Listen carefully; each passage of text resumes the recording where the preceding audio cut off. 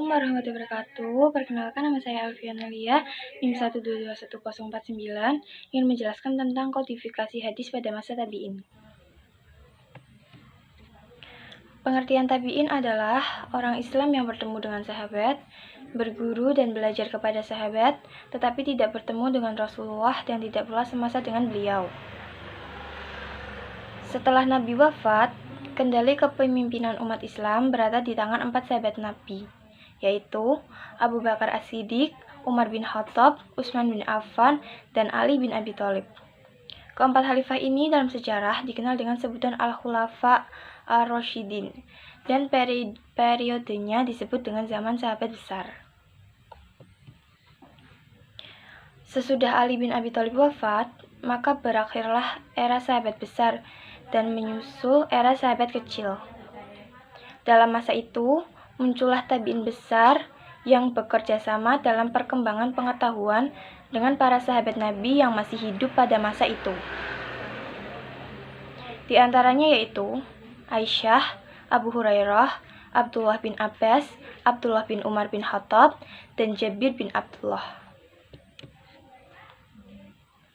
Kodifikasi hadis secara resmi dipelopori Khalifah Umar bin Abdul Aziz, Khalifah ke-8 pada masa Bani Umayyah, yang memerintah tahun 99 sampai 101 Hijriah. Dia menginstruksikan kepada para gubernur di semua wilayah Islam untuk menghimpun dan menulis hadis-hadis Nabi.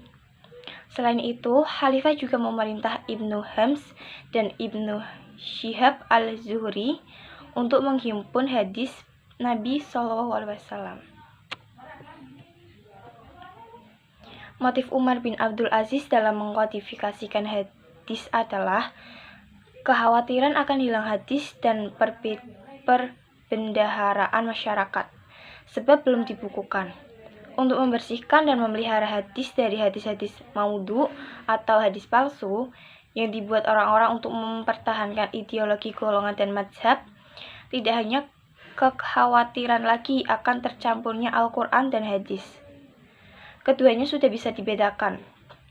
Al-Quran telah dikumpulkan dalam satu mushaf dan telah merata di seluruh umat Islam. Ada kekhawatiran akan hilang hadis karena banyak ulama hadis yang gugur dalam medan perang.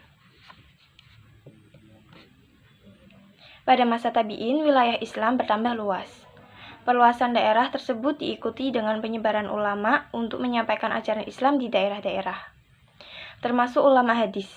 Penyebaran hadis disesuaikan dengan kekuatan hafalan masing-masing ulama itu sendiri, sehingga tidak merata hadis yang dimiliki ulama hadis. Maka kondisi tersebut sebagai alasan kodifikasi hadis. Kodifikasi ini disinonimkan dengan tadwin al-hadis. Tentunya berbeda dengan penulisan hadis kitabah al-hadis. Tadwin al-hadis mempunyai makna penulisan hadis Nabi ke dalam suatu buku atau himpunan dan susunan, yang pelaksanaannya dilakukan atas legalitas yang berlaku umum dari lembaga kenegaraan yang diakui masyarakat. Sedangkan kitabah al-hadis itu sendiri asal mulanya merupakan hasil kesaksian sahabat Nabi terhadap sabda, perbuatan, takrir, dan atau al-ilwal Nabi. Kemudian apa yang disaksikan oleh sahabat itu lalu disampaikan kepada orang lain, dan seterusnya, baik secara lisan maupun tulisan. Perbedaan-perbedaan antara kodifikasi hadis secara resmi dari penulisan hadis adalah sebagai berikut. 1. Kodifikasi hadis secara resmi dilakukan oleh suatu lembaga administratif yang diakui masyarakat, sedangkan penulisan hadis dilakukan oleh perorangan. 2. Kegiatan kodifikasi hadis tidak hanya menulis, tapi juga mengumpulkan, menghimpun, dan mendokumentasikannya. 3.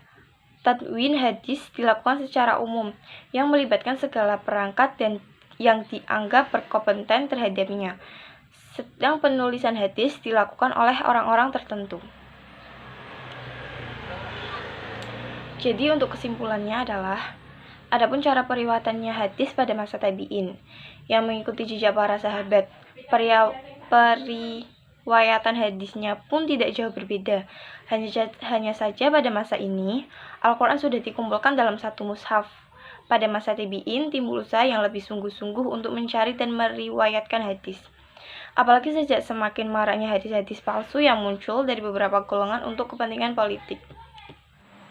Kodifikasi hadis secara resmi dilakukan oleh suatu lembaga administratif yang diakui masyarakat.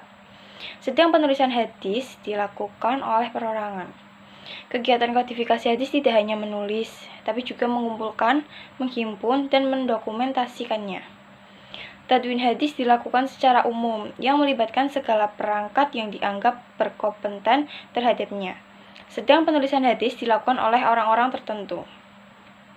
Sekian penjelasan dari saya, kurang lebihnya mohon maaf apabila ada kesalahan. Wassalamualaikum warahmatullahi wabarakatuh.